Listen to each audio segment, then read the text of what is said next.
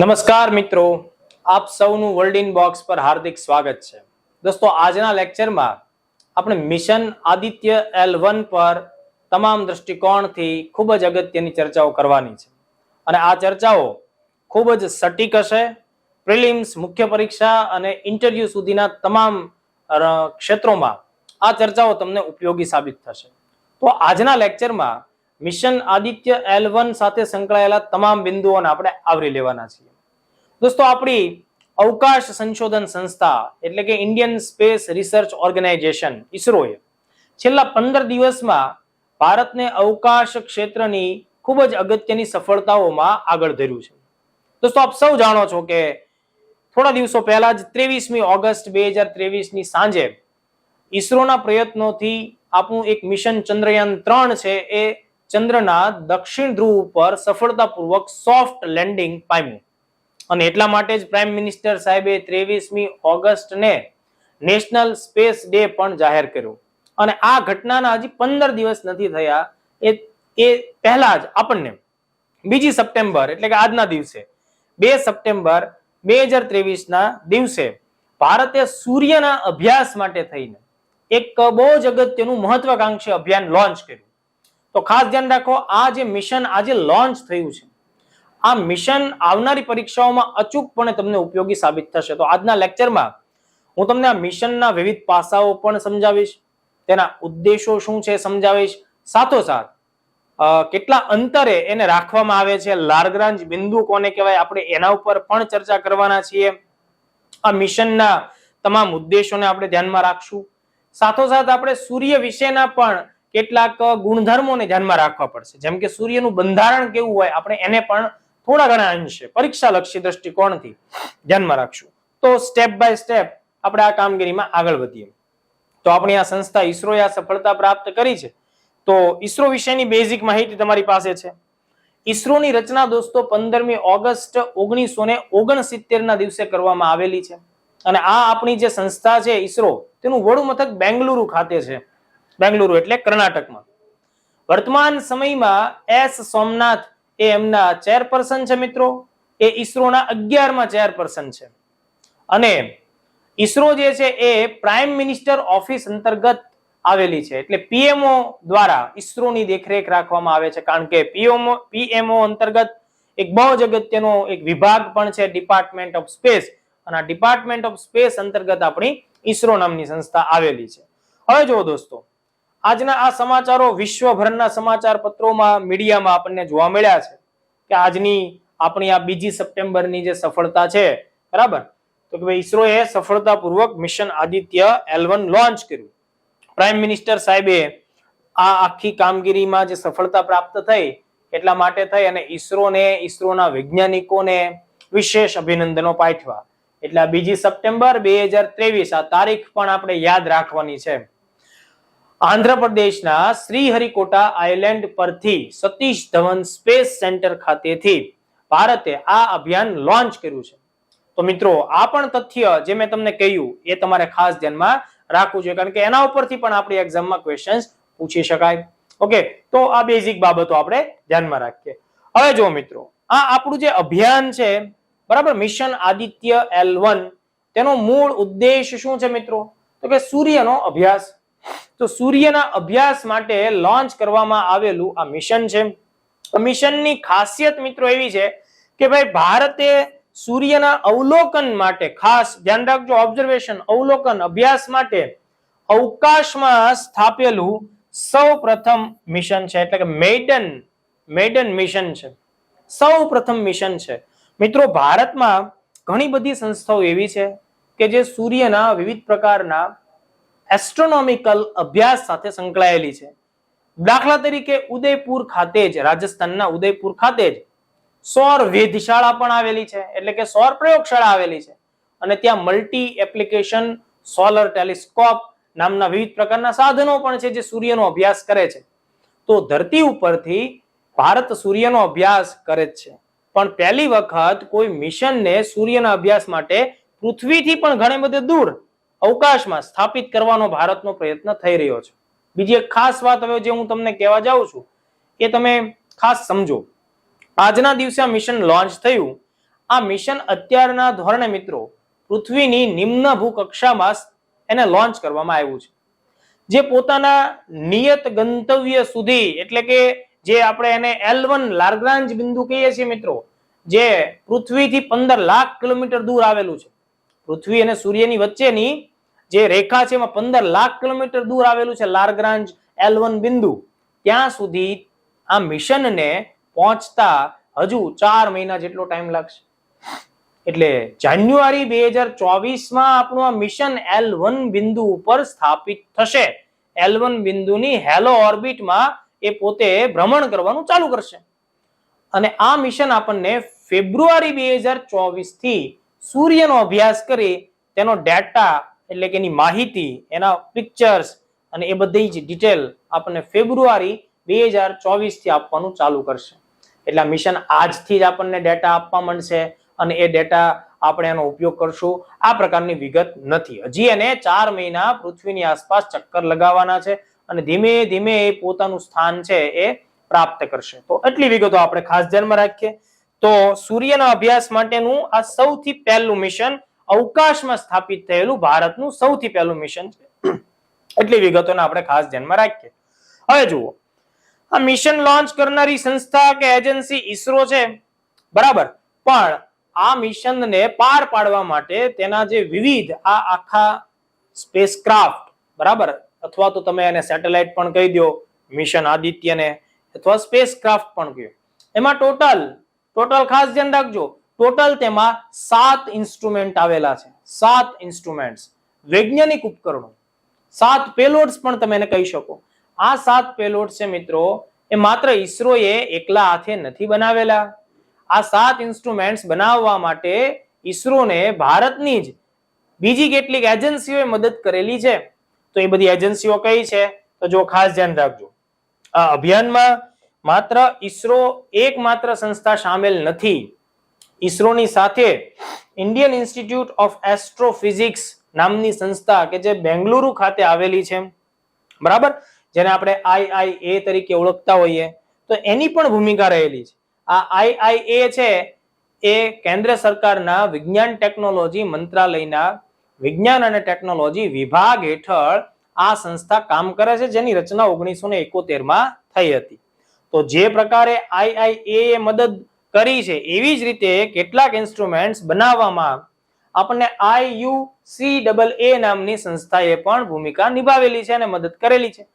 તો આ IUCAA એનો મતલબ થશે inter university for astronomy, centre for astronomy and astrophysics, જે પુના ખાતે આવેલી છે. 1988 તેની રચના થયેલી છે. અને એ ઉપરાંત ઈસરોને મદદરૂપ થયેલી અન્ય એક બહુ જ અગત્યની સંસ્થા છે દોસ્તો, જે અમદાવાદ ખાતે આવેલી છે, એ છે PRL, physical research laboratory. Doctor Vikram સારાભાઈએ આ સંસ્થા 1947 પોતાના જ નિવાસ સ્થાને સ્થાપી હતી. અને આજની તારીખે આ PRL છે ગુજરાત યુનિવર્સિટીના કેમ્પસમાં તેનું કાર્યાલય છે. અને PRL છે એ પણ આ અભિયાનમાં સામેલ છે. તો હું તમને કહેવા એ માંગુ છું કે આ આખા અભિયાનમાં માત્ર ઈસરો એકમાત્ર એજન્સી સામેલ નથી, પણ એ સિવાય Indian institute of astrophysics, inter university centre for astronomy and astrophysics, physical research laboratory, આવી વિવિધ પ્રકારની સંસ્થાઓ આમાં સામેલ થયેલી છે. ઓકે, હવે જુઓ, આ મિશન આદિત્ય L1 નો જે ઉપગ્રહ છે, જેને તમે સ્પેસ ક્રાફ્ટ પણ કહી શકો, ઓકે, તો હું તેના વિશે તમને માહિતી આપીશ, એના સાથે 7 પેલોડ્સના નામ પણ આપીશ, બરાબર, અને એની શું ભૂમિકા છે એ પણ હું સમજાવીશ. પણ એ બધાથી પહેલા આપણા માટે એક મહત્વનો સવાલ છે દોસ્તો, કે ભાઈ સૂર્યનો અભ્યાસ શા માટે કરવો જોઈએ? સૂર્ય સાથે સંકળાયેલા કેટલાક કોમન સ્ટેટિક ડેટા તમને ખબર હોવી જોઈએ.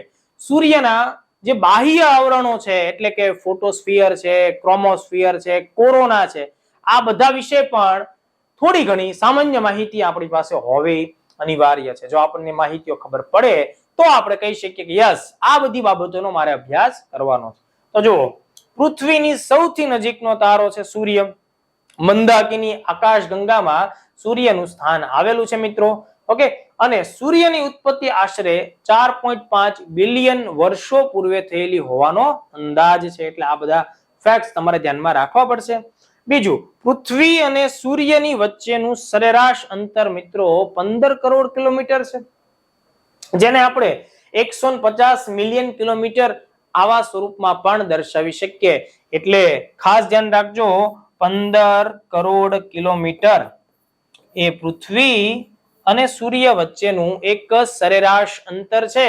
કારણ કે સૂર્ય પોતે પણ ગતિશીલ છે, પૃથ્વી પણ ગતિશીલ છે, એટલે આ અંતર ચોક્કસપણે સ્થિર ક્યારે જળવાશે નહીં મિત્રો, પણ આ સરેરાશ અંતર છે. બરાબર, 150 મિલિયન કિલોમીટર અથવા આપણે એને 15 કરોડ કિલોમીટર કહીએ.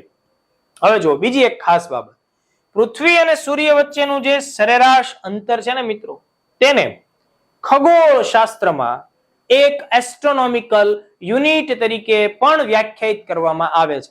એટલે આ જે આંકડો અહીંયા તમારી સામે રજૂ થાય છે, બરાબર, તેને એક એસ્ટ્રોનોમિકલ યુનિટ આવા મૂલ્ય તરીકે, આવી રાશિ મૂલ્ય તરીકે પણ દર્શાવી શકાય. એટલે ખગોળ શાસ્ત્રમાં, ખગોળ શાસ્ત્રના અભ્યાસમાં જ્યારે એકમોની વાત આવતી હોય ત્યારે આ બાબત તમારે ખાસ ધ્યાનમાં રાખવાની છે. પૃથ્વી અને સૂર્ય વચ્ચેનું સરેરાશ અંતર જે 15 કરોડ કિલોમીટર છે, જેને આપણે 150 મિલિયન કિલોમીટર કહીએ, આ અંતરને અન્ય શબ્દોમાં એક એસ્ટ્રોનોમિકલ યુનિટ આવા નામથી પણ આપણે ઓળખીએ છીએ. તો પહેલા તો બેઝિક બાબતોમાં આપણને આ અંતર વિશેનો માહિતી અથવા તો અંતર વિશેનો ખ્યાલ આવી ગયો. હવે જ્યારે તમે લોકો જીપીએસસી ની પરીક્ષાઓની તૈયારી કરો છો, ઇન્ટરવ્યુ માટે ઇન્ટરવ્યુ સ્ટેજ સુધી પહોંચો છો, બરાબર, અથવા મુખ્ય પરીક્ષામાં તમારે કોઈ એનાલિટિકલ બાબત ઉપર જવાબ લખવાનો થાય તો એક અગત્યનો પ્રશ્ન તમારી સામે આવે કે ભાઈ સૂર્યનો અભ્યાસ શા માટે જરૂરી છે. તો ઈસરોએ પોતાના આર્ટિકલ્સમાં કેટલીક વિગતો આપી છે. હું તમને એનો ટૂંકો સાર આપું. દોસ્તો, આપણે બધા જાણીએ છીએ કે આપણે અત્યારે જે જગ્યાએ છીએ પૃથ્વી ઉપર, એ સૂર્યમંડળનો એકમાત્ર જીવિત ગ્રહ છે, અથવા તો ત્યાં સજીવ સૃષ્ટિ હોય એવો એકમાત્ર ગ્રહ છે. અન્ય કોઈ જગ્યાએ સજીવ સૃષ્ટિ હોવાના હજુ સુધી આપણને પુરાવા નથી મળ્યા. એનો મતલબ એ નથી કે અન્ય કોઈ જગ્યાએ સજીવ સૃષ્ટિ નહીં હોય, હોય પણ શકે, પણ અત્યારના ધોરણે આપણે માત્ર એટલું જ જાણીએ છીએ કે પૃથ્વી ઉપર સજીવ સૃષ્ટિ અસ્તિત્વમાં છે. એને આ પૃથ્વી ઉપરની સજીવ સૃષ્ટિનો સૌથી મોટો ઉર્જાનો આધાર કોની ઉપર રહેલો છે મિત્રો? તો એ સૂર્ય ઉપર રહેલો છે. બરાબર, અને સૂર્ય જેવા અનેક તારાઓ, બરાબર, સૂર્ય તો પોતે મધ્યમ કદનો તારો છે, પણ સૂર્ય કરતા અનેક ગણા વિશાળ તારાઓ છે, એ ચોતરફની આકાશ ગંગાઓમાં ફેલાયેલા છે. તો માનવને સહજ એક રહસ્યમય રીતે વિજ્ઞાન કે સંશોધનનો એક લગાવ હોય અને માણસ મતલબ કે સંશોધન કરવા માટે, તારાઓનું સંશોધન કરવાનો જો વિચાર કરતો હોય તો એના માટે નજીકની પ્રયોગશાળા કોઈ, તો ભાઈ પૃથ્વીની સૌથી નજીકનો તારો એટલે કે સૂર્ય. તો જો સૌથી પહેલું કારણ કે ભાઈ દુનિયાભરના દેશો, વૈજ્ઞાનિક એજન્સીઓ સૂર્યનો અભ્યાસ કરે છે. શા માટે? તો ભાઈ પૃથ્વીની સૌથી નજીકનો તારો હોવાથી બ્રહ્માંડમાં કોઈ પણ તારા વિશેની તમારે માહિતી જોતી છે, ઓકે, અથવા એનો વિશેષ અભ્યાસ કરવો છે, તો એના માટે સૂર્ય એક બહુ જ નજીકની, બરાબર, આપણી અંગત કહી શકાય ભાઈ, એ પ્રકારની પ્રયોગશાળા સાબિત થાય. બીજી એક ખાસ ઘટના દોસ્તો, કે ભાઈ પૃથ્વી ઉપર સજીવ સૃષ્ટિ અસ્તિત્વમાં છે એની પાછળ ઉર્જાનો મુખ્ય કારણ અથવા તો આધાર છે સૂર્ય છે.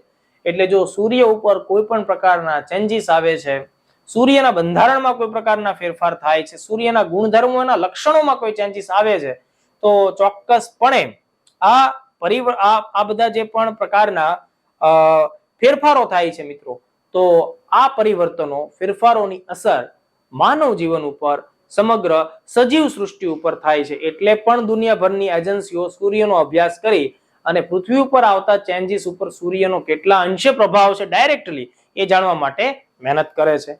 બીજી એક બાબત ખાસ ધ્યાન રાખો, સૂર્ય ઉપર ઘણી બધી રહસ્યમય ઘટનાઓ થતી રહે છે.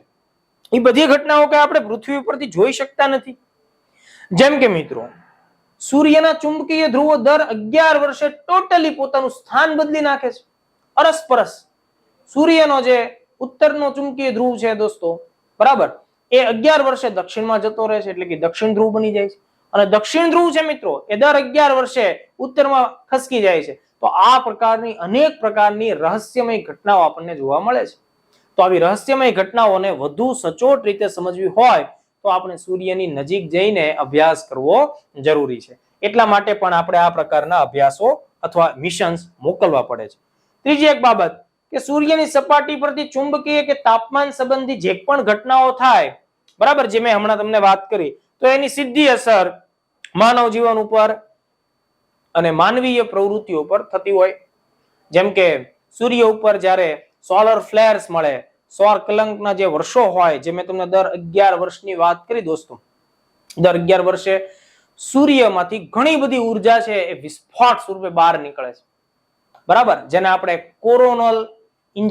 કોરોનલ માસ ઇન્જેક્શન્સ એવા નામથી ઓળખીએ છીએ. તો એ બધાને લીધે સૂર્યની આસપાસના સમગ્ર બ્રહ્માંડમાં આ બધી ઉર્જા ફેલાય છે અને તેના લીધે સેટેલાઇટ્સની કામગીરી ડિસ્ટર્બ થાય છે, એરલાઇન્સ છે તો એની કામગીરી ડિસ્ટર્બ થાય છે. બરાબર, તો આ બધી જ ઘટનાઓ આપણને જોવા મળતી હોય. તો ત્રીજો મુદ્દો આપણે એ પણ ધ્યાનમાં રાખવો પડશે કે આ બધા ચેન્જીસને સમજવાથી આપણે ભવિષ્યમાં અમુક પ્રકારના સેફટી પ્રિકોશન્સ લઈ શકીએ. તો પહેલો મુદ્દો તમે આવી રીતે જસ્ટિફાય કરી શકો છો. બરાબર, કે શા માટે આપણે સૂર્યનો અભ્યાસ કરવો જરૂરી છે. હવે જુઓ મિત્રો, સૂર્યની જે રચના છે મિત્રો, તો સૂર્યની રચનાને અત્યાર સુધીમાં આપણે જેટલા અંશે સમજી શક્યા છીએ, તો સૂર્યની રચનામાં તેની આંતરિક રચના વિશે પણ આપણી પાસે કેટલુંક નોલેજ અથવા તો આપણી પાસે અત્યાર સુધીમાં પ્રયોગો કે અનુભવો આધારિત જ્ઞાન પ્રાપ્ત થયું છે. અને એવી જ રીતે સૂર્યની આપણે કેટલીક બાહ્ય રચનાઓ છે એના વિશે પણ માહિતગાર થયા છીએ. સમગ્ર સૂર્ય હાઇડ્રોજનથી બનેલો છે અને આ હાઇડ્રોજન છે એ પરમાણુ સંલયનની ઘટનાથી સૂર્યના ગર્ભમાં હાઇડ્રોજન અને હાઇડ્રોજનના અણુઓ એકબીજા સાથે મિશ્રિત થઈ, સંમિલિત થઈ પરમાણુ સંલયનની ઘટના દ્વારા હિલિયમમાં રૂપાંતરિત થાય છે. એટલે મૂળભૂત રીતે સૂર્ય હાઇડ્રોજનનો બનેલો હતો, પણ આ હાઇડ્રોજનમાંથી જ સમય જતા હિલિયમનું રૂપાંતરણ આપણને જોવા મળ્યું. એટલે સૂર્ય શાનો બન્યો છે? હાઇડ્રોજન અને હિલિયમનો બનેલો છે. હાઇડ્રોજન અને હિલિયમનો બન્યો છે, પણ મૂળભૂત રીતે શાનો બનેલો છે? હાઇડ્રોજનનો બનેલો છે. ઓકે, હવે જુઓ એની આંતરિક રચનામાં સૌથી અગત્યનો જે ભાગ છે એ એનો ગર્ભ વિસ્તાર છે, જેને આપણે કોર એરિયા કહીએ છીએ. આ કોર એરિયા છે મિત્રો, જેનું તાપમાન હોય છે 15 કરોડ ડિગ્રી સેલ્સિયસ. અને 15 કરોડ ડિગ્રી સેલ્સિયસ તાપમાન છે ત્યાં આપણને તાપ ન્યુક્લિયર સંલયન પ્રક્રિયા એટલે કે હાઇડ્રોજન ભેગા થઈ અને હિલિયમમાં જે રૂપાંતરણ પામે એ ઘટના આપણને ક્યાં જોવા મળે છે? કોર એરિયામાં જોવા મળે છે. કોર એરિયા પછી કોર એરિયા બાદ ઉપરનું જે આવરણ છે સૂર્યના આંતરિક રચનામાં, તેને આપણે રેડિયેટિવ ઝોન તરીકે ઓળખીએ છીએ. અને રેડિયેટિવ ઝોન થી ઉપરનું આવરણ છે તેને આપણે કોન્વેક્શન ઝોન તરીકે ઓળખીએ છીએ. તો કોર, રેડિયેટિવ ઝોન અને કોન્વેક્શન ઝોન, આ ત્રણ એરિયા સૂર્યની આંતરિક રચના સાથે સંકળાયેલા છે. આ ત્રણ એરિયાનો ડિટેલ અભ્યાસ ખૂબ અઘરો સાબિત થઈ રહ્યો છે. બરાબર, પણ આ ત્રણ એરિયા ખતમ થયા પછી સૂર્યના જે બાકીના ભાગ છે તેને આપણે સૂર્યના બાહ્ય આવરણના હિસ્સાઓ કહીએ છીએ. તેમાં સૌથી પહેલા આપણો પરિચય થાય છે ફોટોસ્ફિયર થી, પ્રકાશનું બનેલું આખું આવરણ, જેને સામાન્ય રીતે દુનિયાભરના વૈજ્ઞાનિકો સૂર્યની સપાટી આવી રીતે પણ વ્યાખ્યાયિત કરે છે. પણ ખાસ યાદ રાખો, સપાટી શબ્દ બોલવાથી આપણા મગજમાં જે પૃથ્વી ઉપરની સપાટી આવે છે મિત્રો, આ પ્રકારની સપાટી સૂર્ય ધરાવતો નથી. સૂર્યની સપાટી પ્લાઝમા કન્ડિશન ધરાવતી છે. મતલબ કે કોઈ નક્કર સપાટી નથી, પણ એમ છતાંય સૂર્યનું બાહ્ય આવરણનું સૌથી પહેલું સ્તર છે મિત્રો, એને આપણે ફોટોસ્ફિયર કહીએ છીએ, પ્રકાશનું આવરણ. ફોટોસ્ફિયર થી ઉપરનું લેયર છે મિત્રો, એને આપણે ક્રોમોસ્ફિયર કહીએ છીએ. એટલે ક્રમ પણ તમારે ધ્યાનમાં રાખવો ખૂબ જરૂરી છે. બરાબર, ફોટોસ્ફિયર થી ઉપર ક્રોમોસ્ફિયર છે. ક્રોમોસ્ફિયર થી વધુ ઊંચાઈ ઉપર આપણને ટ્રાન્ઝિશન ઝોન જેવી પાતળી રેખા અથવા પાતળો વિસ્તાર જોવા મળે છે, જેની ઉપર એકદમ બાહ્ય વિસ્તાર છે, જેને આપણે કોરોના કહીએ છીએ. બરાબર, જેને આપણે સૌર મુકુટ કહીએ છીએ. ઓકે, એ વિસ્તાર છે કોરોના. તો ક્રમની દ્રષ્ટિએ ફોટોસ્ફિયર, ત્યારબાદ ક્રોમોસ્ફિયર, ત્યારબાદ ટ્રાન્ઝિશન ઝોન અને કોરોના. માનો કે પ્રિલિમ્સ પરીક્ષામાં તમને સૂર્યના જે બાહ્ય રચના છે એના આવરણોનો ક્રમ પૂછી શકાય કે ભાઈ એમનો સાચો ક્રમ શું છે? ફોટોસ્ફિયર, ક્રોમોસ્ફિયર એન્ડ કોરોના, એ એનો સાચો ક્રમ છે. હવે હું તમને ફોટોસ્ફિયર, ક્રોમોસ્ફિયર અને કોરોના વિશેની કેટલીક બેઝિક માહિતી આપીશ. તો સૌથી પહેલા આપણે ફોટોસ્ફિયર વિશે વાત કરીએ. તો મેં તમને હમણાં જ જણાવ્યું કે ફોટોસ્ફિયર નો શાબ્દિક મતલબ પ્રકાશનું આવરણ થશે. વૈજ્ઞાનિકો તેને સૂર્યની બાહ્ય સપાટી કહે છે. ઓકે, એટલે સૂર્યની સપાટી તરીકે આપણે એમને ઓળખીએ. સૂર્યના વાતાવરણનું સૌથી પહેલું આવરણ પણ એને કહી શકાય. એની જાડાઈ આશરે કેટલી છે અથવા તો કેટલા વિસ્તાર સુધી એ ફેલાયેલું છે? તો ફોટોસ્ફિયર મિત્રો 400 કિલોમીટર સુધી ફેલાયેલું છે. 400 કિલોમીટર, માઇલ્સમાં 250 માઇલ્સ કહી શકાય. જેનું સરેરાશ તાપમાન, એવરેજ ટેમ્પરેચર, જો સરેરાશ તાપમાન છે મિત્રો ફોટોસ્ફિયરનું એ 5500 ડિગ્રી સેલ્સિયસ છે. આ ખાસ ધ્યાનમાં રાખવું જોઈએ. દરેક વિદ્યાર્થીઓએ આ પ્રકારનો સીધો પ્રશ્ન આવી શકે છે, બરાબર? એટલે આપણે આને આઈએમપી ટીક કરીએ છીએ.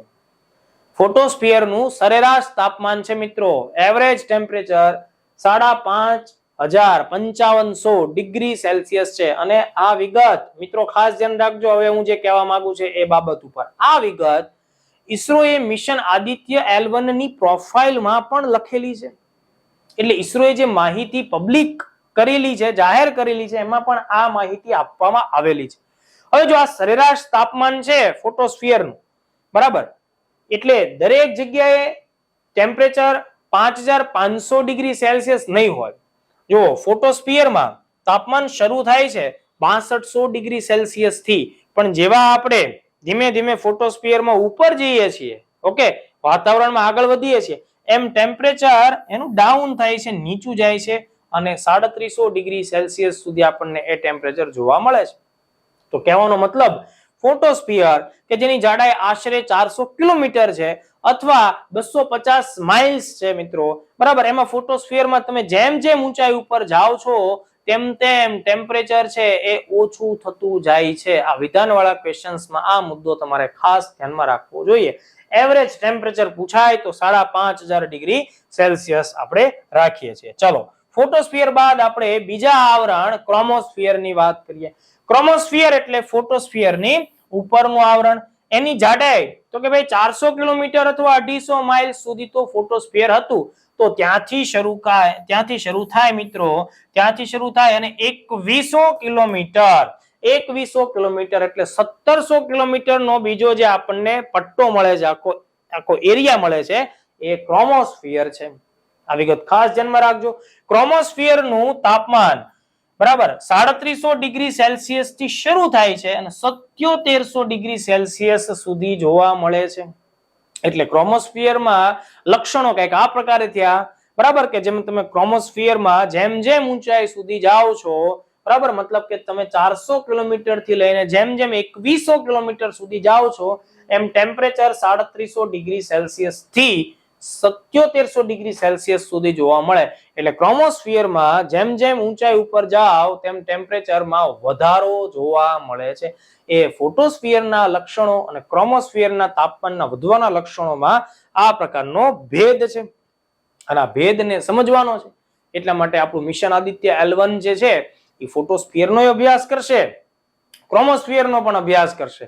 એમાં આ બધી વિસંગતતાઓ છે એને પણ ખાસ ધ્યાનમાં રાખશે.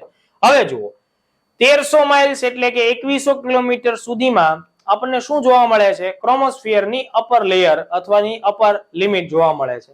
ક્રોમોસ્ફિયર અને કોરોનાની વચ્ચેનું આપણને પાતળું, મતલબ કે માત્ર 100 કિલોમીટર અથવા 60 માઇલ્સ નું જ એક આપણને એરિયા જોવા મળે છે, જેને આપણે એક ટ્રાન્ઝિશન ઝોન તરીકે ઓળખીએ છીએ.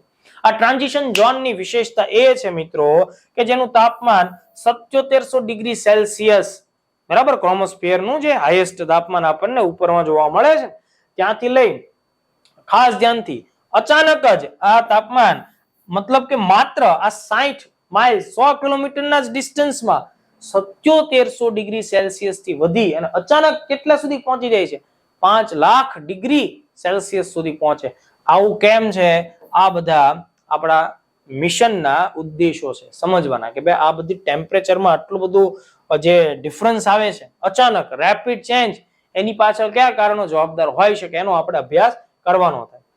કોરોના જો અહીંયા આકૃતિમાં બતાવ્યું છે એ પ્રકારે સૂર્યની સૌથી બાહ્ય હિસ્સો, સૂર્યના આવરણનો સૌથી બહારનો હિસ્સો, ઓકે, વાતાવરણનો સૌથી બાહ્ય આવરણ જે આશરે 2100 કિલોમીટર થી શરૂ થાય છે, જેની કોઈ અપર લિમિટ નથી.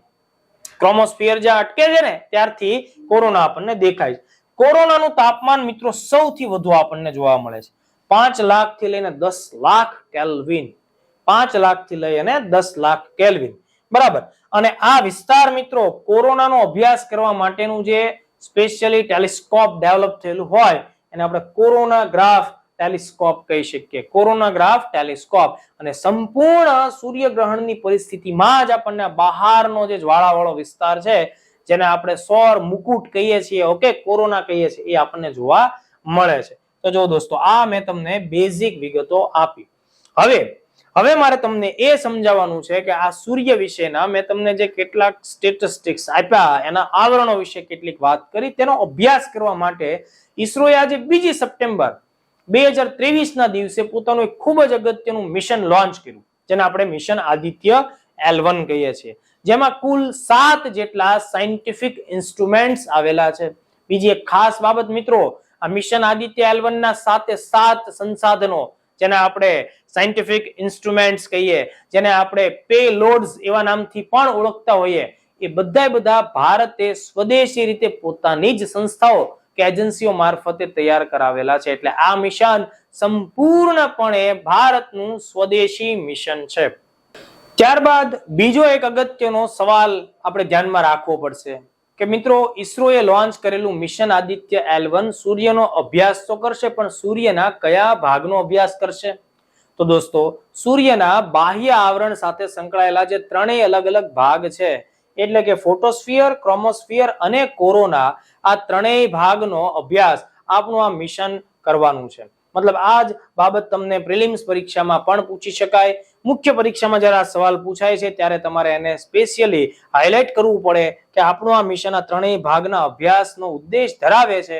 એઝ વેલ એઝ તમને જ્યારે આ ક્વેશ્ચન્સ ઇન્ટરવ્યુ સ્તર ઉપર પણ પૂછાય છે ત્યારે તમને આ બાબતની સ્પષ્ટતા હોવી જોઈએ કે આપણું આ મિશન છે ફોટોસ્ફિયર, ક્રોમોસ્ફિયર અને કોરોનાનો અભ્યાસ કરશે.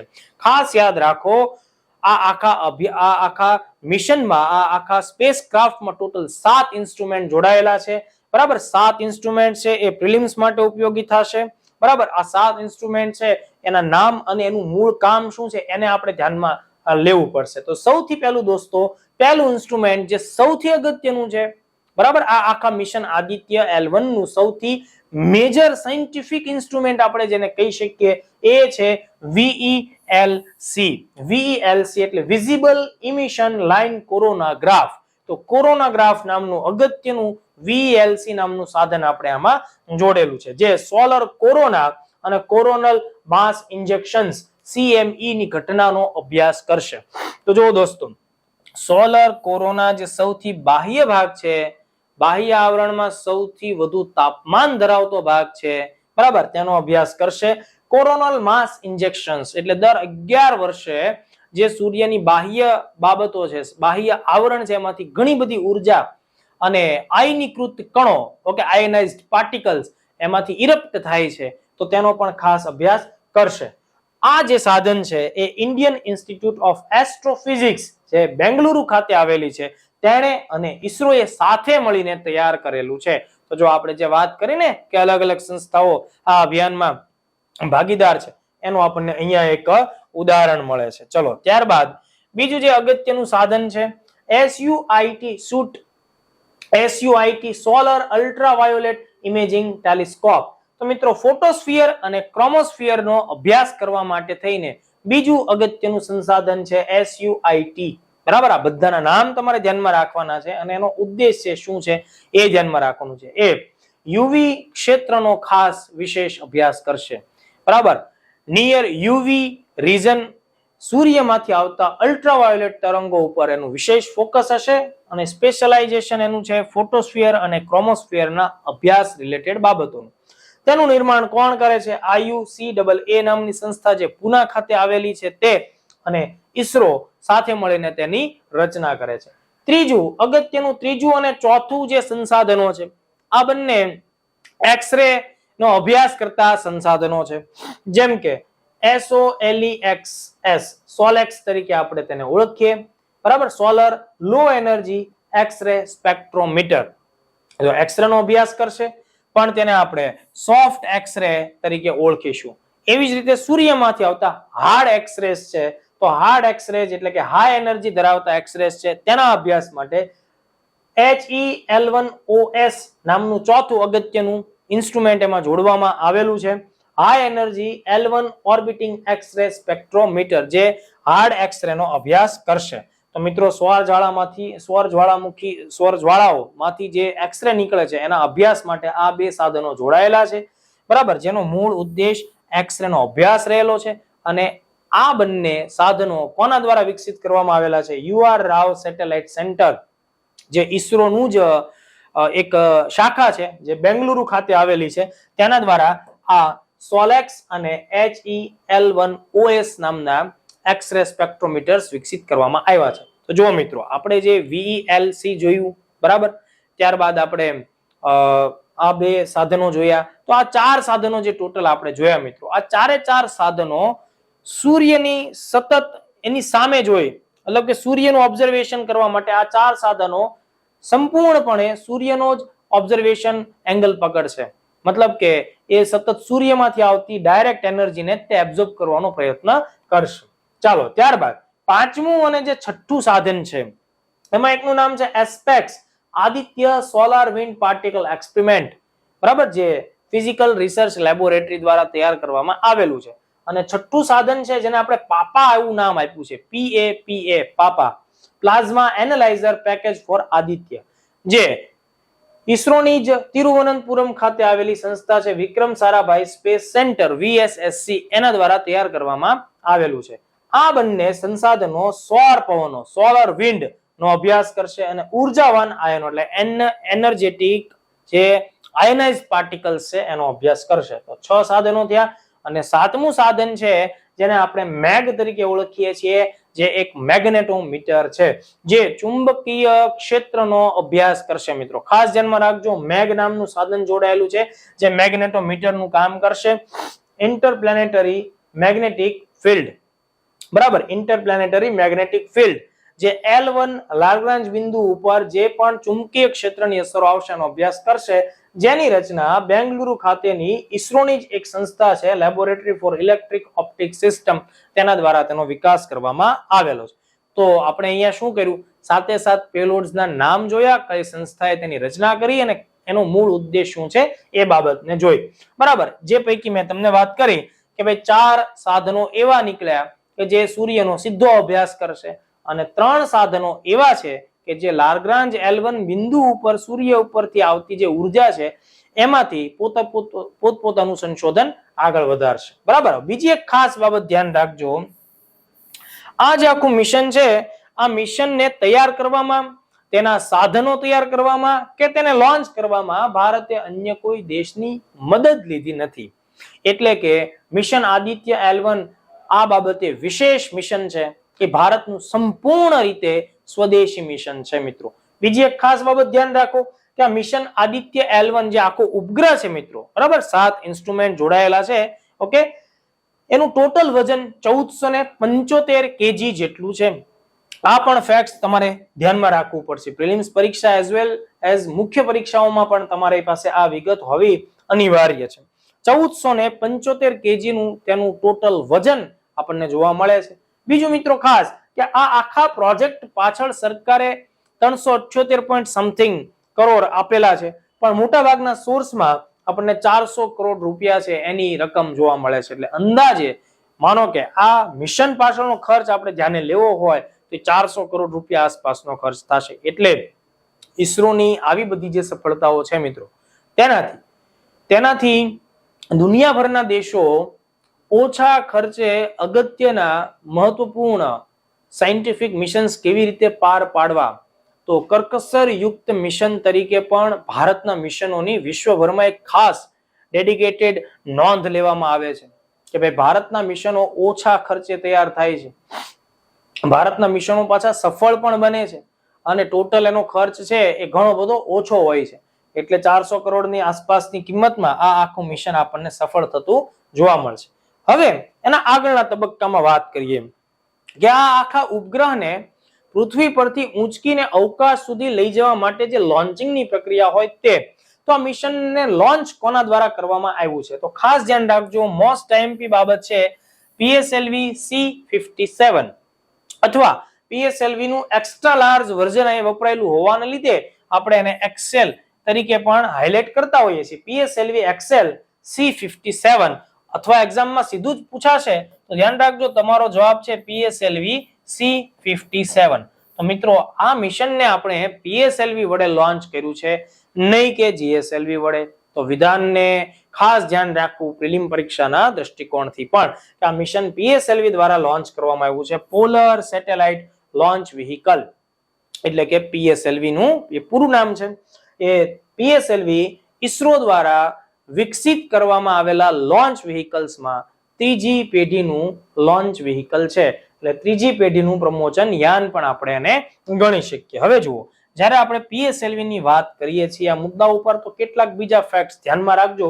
બરાબર, જેમ કે જુઓ અહીંયા આપણે જે PSLV નો ઉપયોગ કર્યો છે એનું વજન 320 ટન જેટલું જોવા મળ્યું, ઊંચાઈ 44.4 મીટર જોવા મળી અને તેનો વ્યાસ આપણને 2.8 મીટર જેટલો જોવા મળ્યો. સામાન્ય રીતે PSLV નું જે એક્સ્ટ્રા લાર્જ વર્ઝન છે તે નોર્મલી લો અર્થ ઓર્બિટમાં આપણને 1750 kg સુધીનું પેલોડ ઊંચકી શકવા સક્ષમ સાબિત થતું હોય અને એવી જ રીતે એને જો ભૂસ્થિર કક્ષા સુધી આપણે કોઈ મિશન મોકલવું હોય તો PSLV ના માધ્યમથી 1425 kg સુધી આપણે નોર્મલી મોકલી શકતા હોઈએ.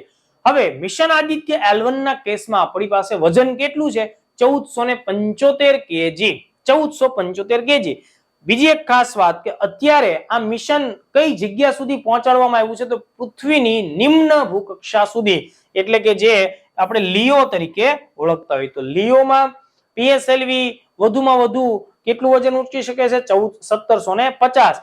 આપણો જે અત્યારનો ટાર્ગેટ છે બરાબર એ કેટલું વજન ધરાવે છે? તો કે ભાઈ 1475 kg.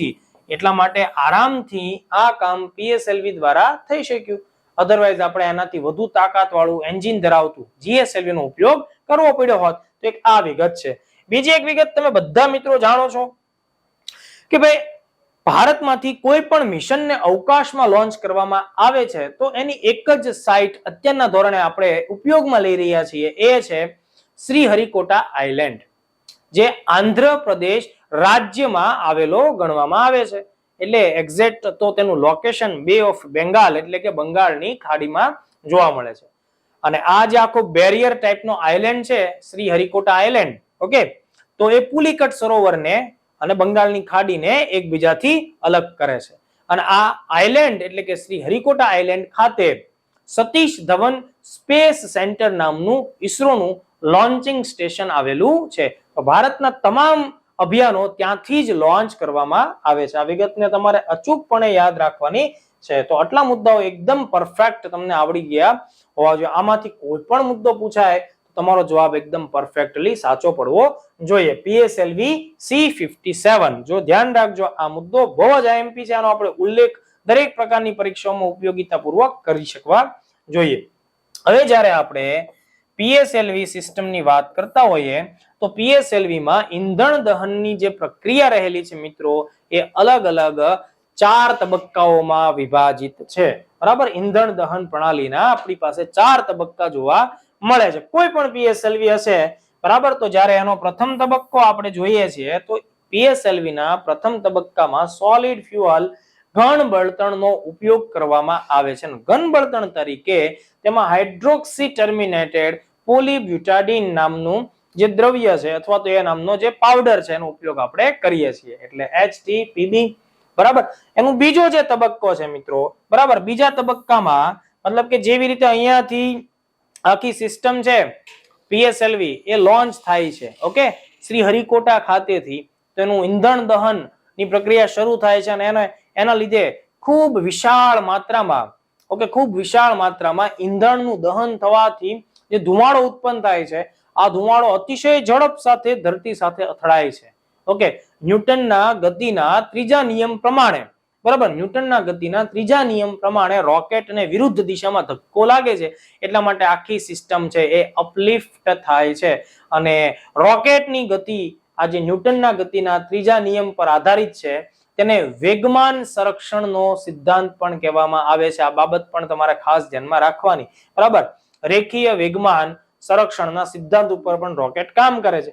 જ્યારે એ આગળ વધે છે ને એના ઈંધણનો પહેલો તબક્કો ખતમ થાય છે એટલે એની ફ્યુઅલ ટેન્ક અને એનું એન્જિન એનાથી છૂટું પડે છે અને એના આગળના તબક્કાની માટે રાખેલું એન્જિન છે એ ઈંધણ દહનની પ્રક્રિયા શરૂ કરે છે. તો ખાસ ધ્યાન રાખજો, જે બીજો તબક્કો છે તે લિક્વિડ એટલે કે પ્રવાહી ઈંધણ ઉપર આધારિત છે, જેને આપણે UDMH પ્લસ N2O4 ના મિશ્રણથી ઓળખીએ છીએ. અનસિમેટ્રિકલ ડાયમિથાઇલ હાઇડ્રોજન, બરાબર, જે પ્રવાહી હોય છે, અને નાઇટ્રસ ટેટ્રા ઓક્સાઇડ, બરાબર.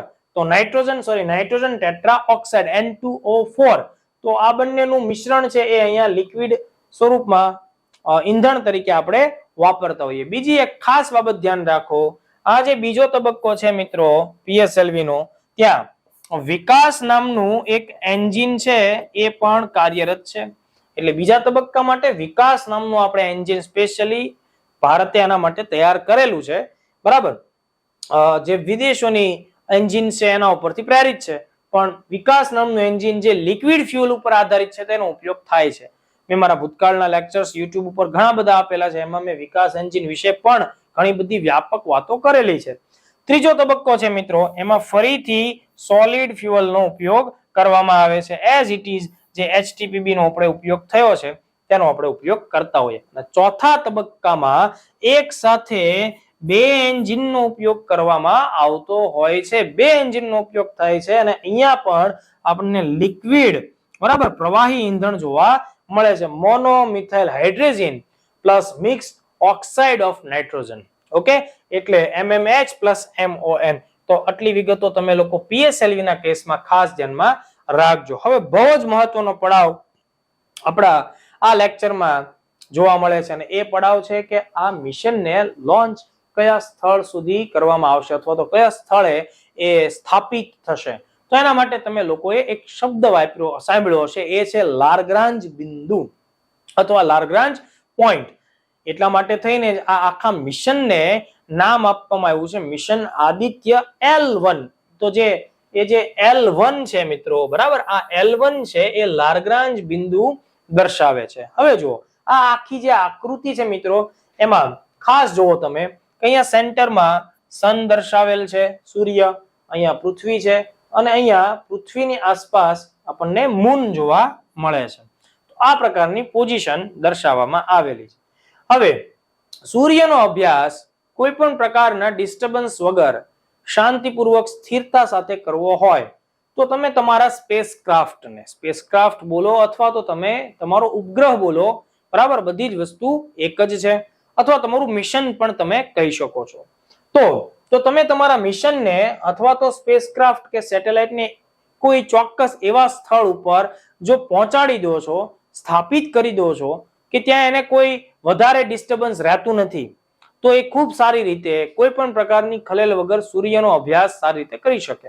તો જુઓ મિત્રો, સૂર્ય અને પૃથ્વીની કમ્પેરિઝનમાં, બરાબર, સૂર્ય અને પૃથ્વીની કમ્પેરિઝનમાં આપણી સામે આ આખા પ્લેનમાં, મતલબ આ આખા જે સમતલ છે તેમાં 2D માં આપણે સમજવાનો પ્રયત્ન કરીએ છીએ, તેમાં આપણને 5 એવી જગ્યાઓ, એવા બિંદુઓ, એવા લોકેશન્સ મળે છે જેને આપણે L1 થી લઈને L5 એવી રીતે ઇન્ડિકેટ કરેલા છે.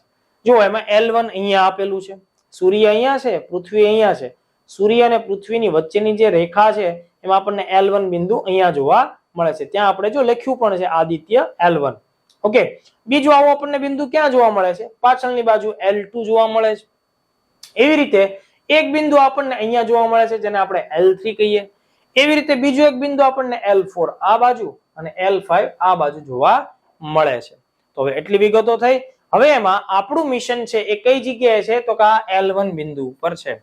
આ એવા સ્થળો છે કે જ્યાં સૂર્ય અને પૃથ્વી દ્વારા, બંને દ્વારા કોઈ પણ પદાર્થ ઉપર જે ગુરુત્વાકર્ષણ બળ લાગતું હોય મિત્રો, એ બંને તરફથી લાગતા ગુરુત્વાકર્ષણ બળનું મૂલ્ય સમાન હોય. મતલબ આ બિંદુ ઉપર જ્યારે તમારો ઉપગ્રહ પહોંચી જાય છે તો સૂર્ય દ્વારા એના ઉપર જેટલું પોતાની તરફ ગુરુત્વાકર્ષણ ખેંચાણ બળ લાગે એટલું જ મૂલ્યનું ગુરુત્વાકર્ષણ બળ પૃથ્વી એનાથી નીચેની વિરુદ્ધ દિશામાં લગાડે છે. એટલા માટે બંને તરફથી લાગતું ગ્રેવિટેશનલ પુલ એટલે કે ગુરુત્વાકર્ષણ બળનું એટલે કે ખેંચાણ બળનું મૂલ્ય સમાન થઈ જાય છે, પણ દિશા એકબીજાની વિરુદ્ધમાં હોય. દિશા એકબીજાની વિરુદ્ધમાં હોય એટલે આ બંનેનું ગ્રેવિટેશનલ પુલ એકબીજાની અસરને નાબૂદ કરે છે.